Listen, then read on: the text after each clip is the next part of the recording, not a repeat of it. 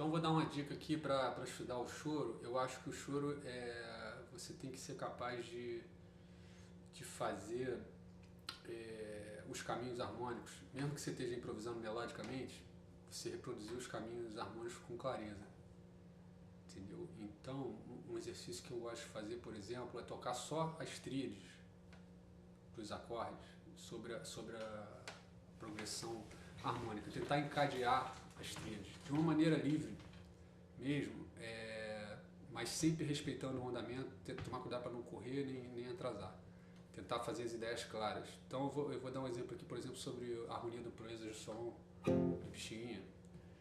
Então tocar harmonia simples antes. Tocar a harmonia primeiro. Então tá, vou tocar a harmonia. Então.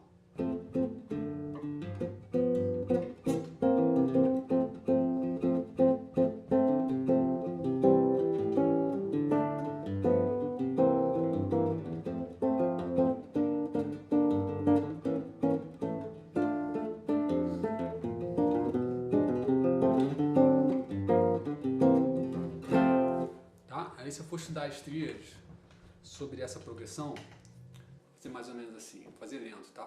E, dois, e...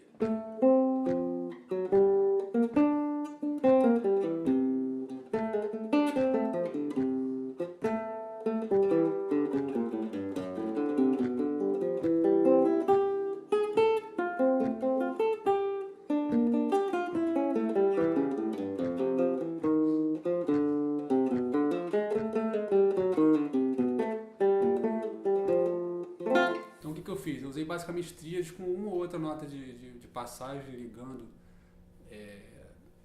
conectando uma tríade a outra, às vezes alguma coisa cromática, mas basicamente eu tento insinuar os caminhos harmônicos, entendeu? Então mesmo eu tocando sozinho, sem fazer os acordes, você consegue ouvir a progressão harmônica. Eu acho que isso é importante no choro, porque se você improvisa sem dar esse sentido, fica um pouco fora da linguagem no choro, na minha opinião.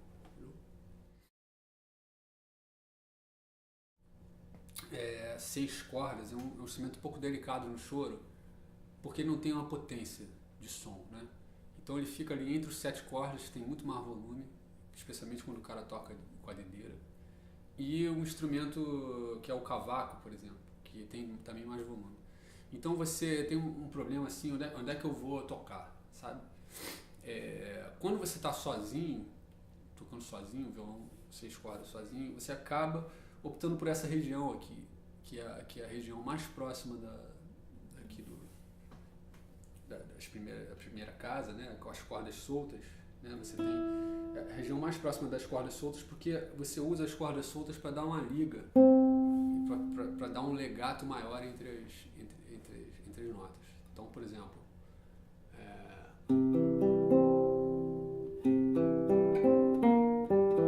isso quase que soa como se tivesse apertado um pedal no piano.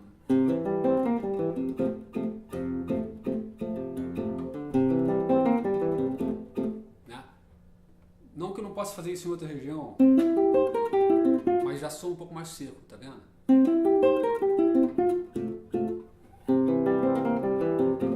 Essa região ela tem mais harmônicos do instrumento, então eu acho que o violão solista no choro acaba desenvolvendo muito essa coisa da improvisação nessa região aqui. Foi por isso que eu propus o exercício aqui, né? Mas não que não dê para fazer em outras regiões, eu acho que dá, eu acho que o princípio é o mesmo.